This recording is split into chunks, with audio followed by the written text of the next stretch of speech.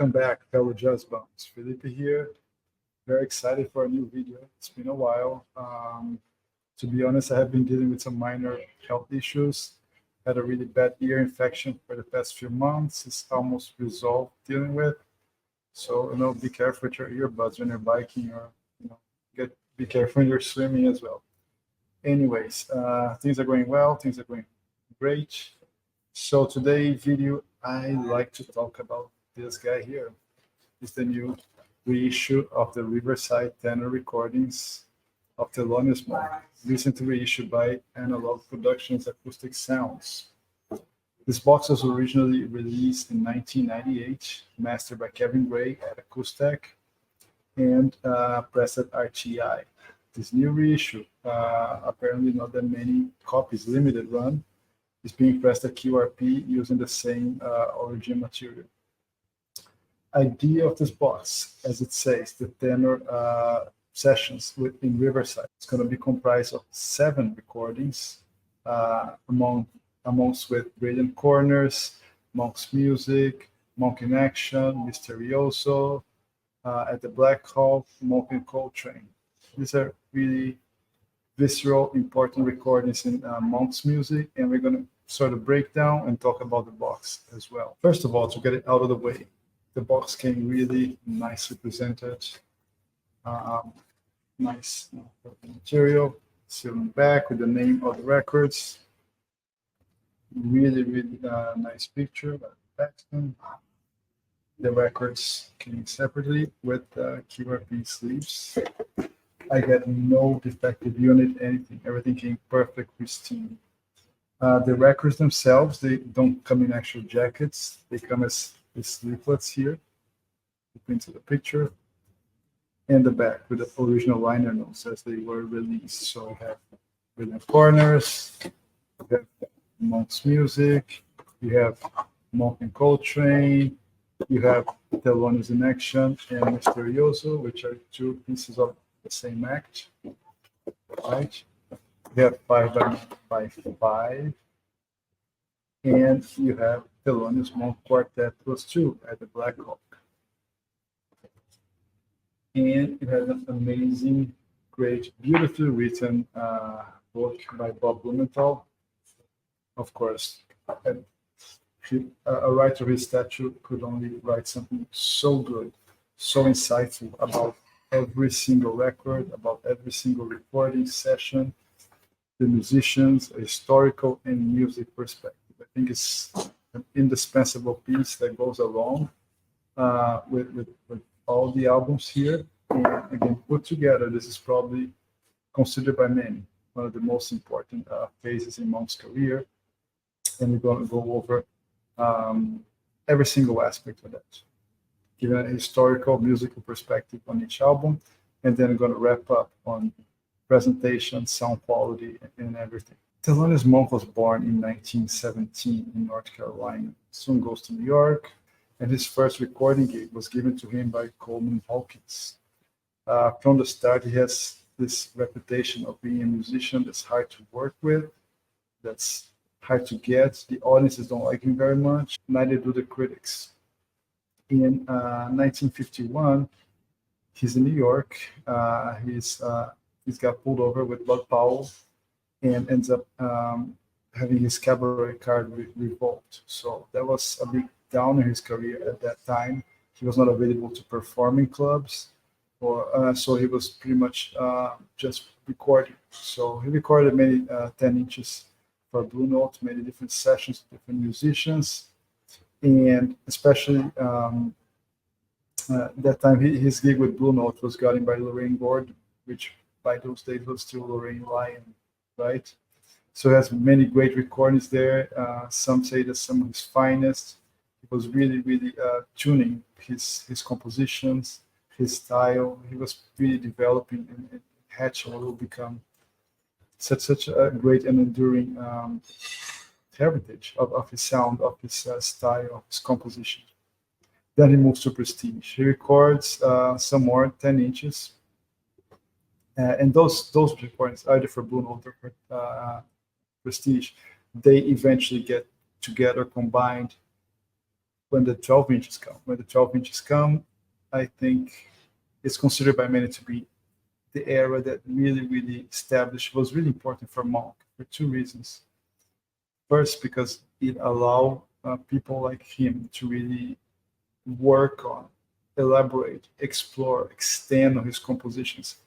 And, and so those 20 minutes on the side instead of 10, 12, they are really crucial for this type of musicianship to develop. And also it's considered to be what kind of push forward, help move forward hard bop. Hard bop used very well those extra minutes per side, so musicians could solo and work on harmonies and song structures that was not simply allowed. Plus, the 12 inches also had the benefit of a larger covers. So artwork also to the mid 50s and on becomes such a big deal in the presentation of the musicians, selling them to the audiences and at the record shops. So you have, for example, Miles, Sonny Rollins, and Monk, for example. Those iconic pictures of the records, especially on Blue Note and some on Riverside to some extent, contemporary, they really are crown this whole tripod. So in 1955, Riverside decides it's time to invest in Monk. Or in Keep News, he saw the potential. He thought he could sell Monk as a more approachable artist to the audiences. And in 1955, his contract is bought from Prestige by $108. That was the amount that took for Riverside to buy his contract. And he was happy to depart as well. He was Monk was notoriously not good friends with Bob Weinstock.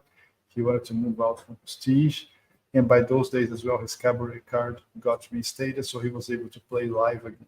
And that was hugely important in that phase of his career, because he starts playing live in that famous band with Coltrane, right? Which is going to be more explored in some of those releases. But first, so Riverside, in trying to make him more palatable, more approachable, his first two records, which are not included in the box, because there's a box devoted to tenor sax in Monk's production. His first two records are on three recordings, and those three recordings are very classic, simple things, approachable, classics, compositions there, to make him more, okay, this guy is easy to listen to. Try him. I think you would or should like. And those records proven to be a good success. And then on his third record, which is the first one to be included in this box, we have a record that's been talked of a lot, many reissues, many studies about, which is Brilliant Corners. Brilliant Corners is a record by itself. It's demonstrate this whole use of photography in a 7-inch, on a 12-inch, sorry. The use of mirrors here, right? And projecting different faces of the artist, sort of, and a very happy person here. He seems to be very happy and having fun, which actually does not reflect on the sessions, right? We know that Brilliant Corners is an extremely hard song composition to be played. It took the group kind of a lot of effort here, and the original, and you see Thelonious Monk with Sonny Rollins, Ernie Henry, and Clark Terry. So it was a tumultuous session. It was not hard to play. It was not hard to follow Monk. And at the end, Oscar Pettiford walks out. That's why he's not included in the last one.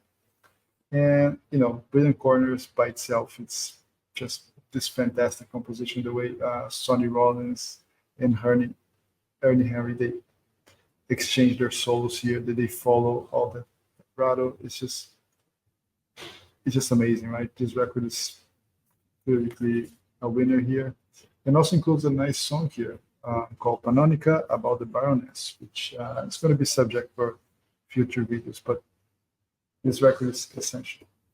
Next, after a solo piano, we have Monk's music, which is called Thelonious Monk Sextet. Again, an iconic cover. Actually, he was bored. He didn't know what to do for the cover. He just sat on the cart, and artist said, "Just stay there. It's great. Let's try it." And it was really amazing. So on this record, he has 5 horns, right? He has Gigi Rice, Coleman Hawkins, Coltrane tenor, Wilbur Ware, Art Blakey, Ray Copeland on trumpet.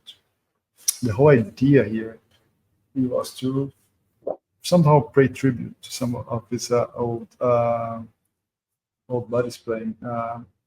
Coleman Hawkins, he wanted to get Coleman Hawkins to this record, and actually Coleman solos by himself on Ruby My Dear, not with the other horns, Coltrane, Ray Copeland. He's by himself as a way to pay a tribute and to thank him for being there from the start. As I said, he's got Monk's first gig on a recording, right? And Crepuscule with Nelly. Nelly, his longtime wife. He was very depending on her. She took care of everything, so she could write music. I mean, I don't think there would be Thelonious without Nelly, his wife, and she was bearing him to the end, to 1982, at a Baroness place in New York. Art Blakey also, from most of his Blue Note sessions, was with Art Blakey that he was playing. So, and the level of composition here, just epistrophe, such a nice piece. In 1955, Monk gets his cabaret card reinstated, which means he could play live again, go to clubs again, and which means he was playing at the 5-spot with Coltrane, 55, 56, and on. That was a very important, prolific period. Now, unfortunately, there's none or barely existent recordings of those presentations at the 5-spot, which, according to witnesses, is one of the greatest things ever. But we have taste of that in this recording, Monk with Coltrane. That was a hard time because recording them together was not a possibility in many senses. So Coltrane was allowed to play with Monk for a few sessions, but Weinstock wanted Monk to play for prestige as well. And that's something that Monk would never do. He absolutely disliked Bob Weinstock quite a lot, especially the way he was treated and the way he worked at Prestige. So there was a no-no. So the sessions that we have here are very sparse and not very complete. There are 3 complete tracks on this record, and they are Ruby My Dear, Twinkle Twinkle, and Nutty.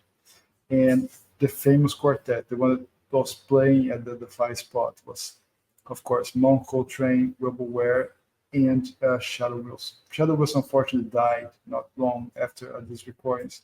So we have some leftovers here, sort of filling the album with other players, other sessions, did different things. Still with Coltrane, but not the same quartet, including like Ray Copeland, Coleman Hawkins. It's leftovers pretty much. Art Blakey, some leftovers from the other recordings from Monk's music. So, and they are epistrophe, off minor, and as a solo. They needed something extra to fill out the side 2. So he records a solo piano called Functional, which makes a lot of sense as a filler to be called Functional. But especially Ruby My Dear, the level of musicianship, what Coltrane does, playing his sheets of sound, it sounds so, it's hard to say superior compared to Coleman Hawkins' version on the previous recording, but it just sounds so different, so energized, and so beautiful. Elevated the song to a different level, and this is beautiful. This record is one of the best in the series, and because it was not like something so, let's say, up to the standards, it was original Jazzland, not on the original Riverside. Next, we have some at the 5-spot. Some of those recordings that happened at the 5-spot later, when Monk was actually recording no longer with Coltrane, but had Johnny Griffin in the group. So these records come in a sequence. They don't have the same artwork. They don't have anything similar, but they are the same gig, same day recorded. Thelonious in Action, Thelonious Monk Quartet with Johnny Griffin, recorded at 5-spot. And the lineup, of course, was Johnny Griffin, Monk, Ahmed Abdul-Malik, and Roy Haynes. Roy Haynes is considered to be probably the drummer that worked the best with Monk. there was such a synergy there, the way he was like layering sounds in a very early, let's say, Elvin Jones approach to what he was doing at Coltrane later. The same type of idea, approach that enriched his melody so much. And if you think that Monk was someone that had that very unique style of playing, that almost like treated the piano as a percussive instrument, and he always played with his fingers sort of stretch and hitting side keys, side notes, changing octaves in a very spontaneous musical way. Roy Haynes was a great addition to his band. He really worked really well. And here's the second part, which is called Misterioso, which means, of course, mysterious. It's a beautiful paint on the cover by Paul Bacon, right? So, and this, I think, this cover by itself is very attractive. It's very mysterious, sort of, and again, it's the same band, same day of recording at the Defy spot. And I think if Coltrane stole Ruby My Dear from Coleman Hawkins in the first recording, I think here Johnny Griffin brings Nutty to a different sphere than what Coltrane does in the Coltrane Monk recording. Johnny Griffin, he just mingles so well with the way Coltrane is leading the song, layering his sounds. The horn comes so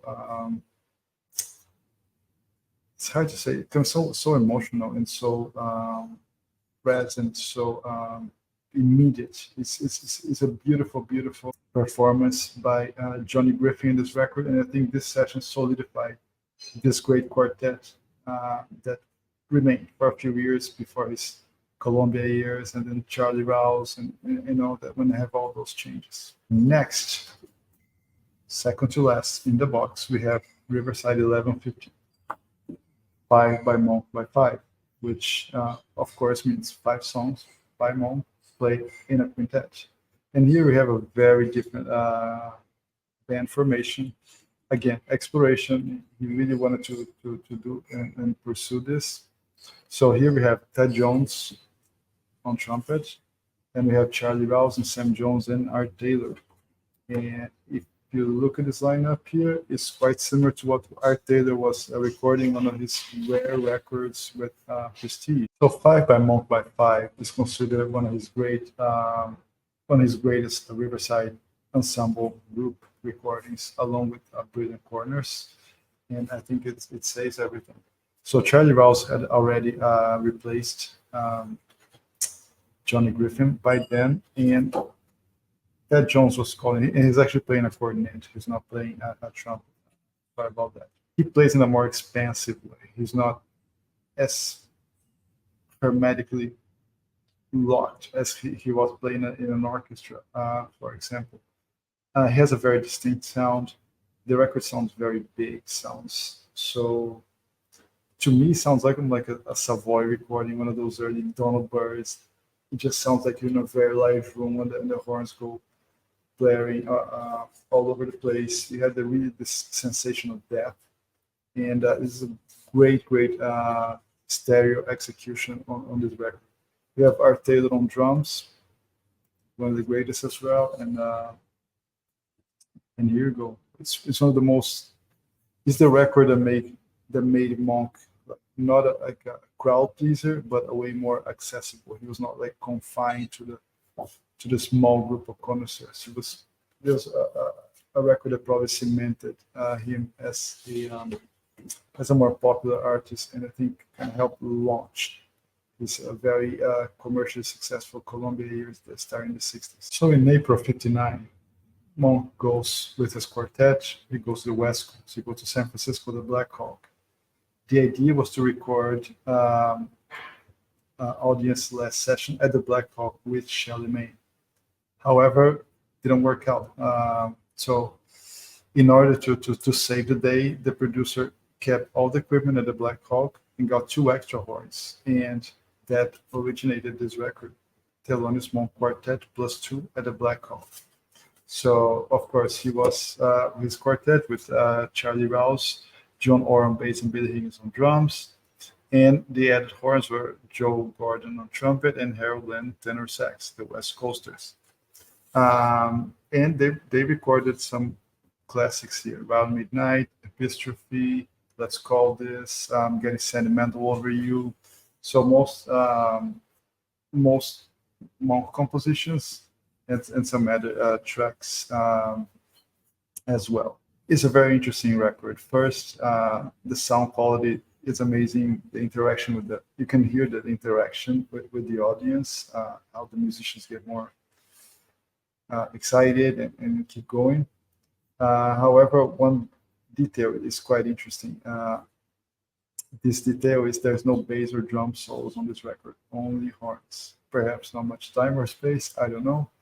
But again, it was a really different way to approach this situation where they went there for a session and couldn't make it, so they had to make it to something else. I think Round Midnight is absolutely terrific. It's one of the best presentations of the song. And I also like Let's Call This, which is a re-recording, a previously recorded track, which I think he elevated, the whole band elevated to a new level. And by just already being like not the first recording with Charlie Rouse, I think it's quite interesting to see Charlie Rouse getting more adapted and kind of mingling, in a sense, with Monk, and creating the synergy that would thrive through the 60s and bring it to the masses. Right. Closing up, I think this Riverside period, again, is the first period that he actually works on 12 inches. There's a lot of his work that was produced. A lot of this work was produced in a more elaborate way, better presented, stylistically, musically, and it paved the way for his most successful years at Columbia when Tio Macero brings him in, takes him to that amazing, beautiful studios and started recording him. Also very classic record for Columbia. Let's not forget in 57, he records a session with Coltrane that was found in the National Archives and only released recently in the early 2000s, Monk and Coltrane at the Carnegie Hall, which was released by Blue Note and also is a must-have. So I put this period as probably his most important because it was a transitional but also like a developmental period. I like the Blue Note. In the Blue Note, he developed himself. I think Blue Note kind of laid the foundations, but was not so consistent, so well captured, recorded perhaps. And I think that his Riverside period is one of his most interesting, creative, and I think pushes forward the whole his whole writing, composition, and as being a band leader, which I think took him a while to figure that out. He was not easy to deal with as work, like Sonny Rollins, for example. So I think having this document, all these records put together in a box, it's quite a nice thing to have this box available. So on the technical aspect of the box, which I'm going to leave now, wrapping up everything. The quality of the material, as I said, is a very nice rugged, like almost like feels like a leather. Of course, it's not, but it feels really well made, constructed.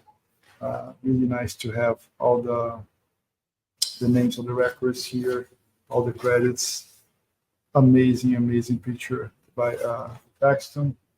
The pictures on the booklet are also everything in black and white. Same type of quality as you would see in the Blue Note ones. And here's the iconic cover for Alone in San Francisco. Sound-wise, it's impressive. It was done in '98 by Kevin Gray at Acoustic, his facility back then. And this record's at 33. I mean, in my equipment, in my gear, they deliver. The bass is deep but not overwhelming. It's fast. You can hear details on the notes.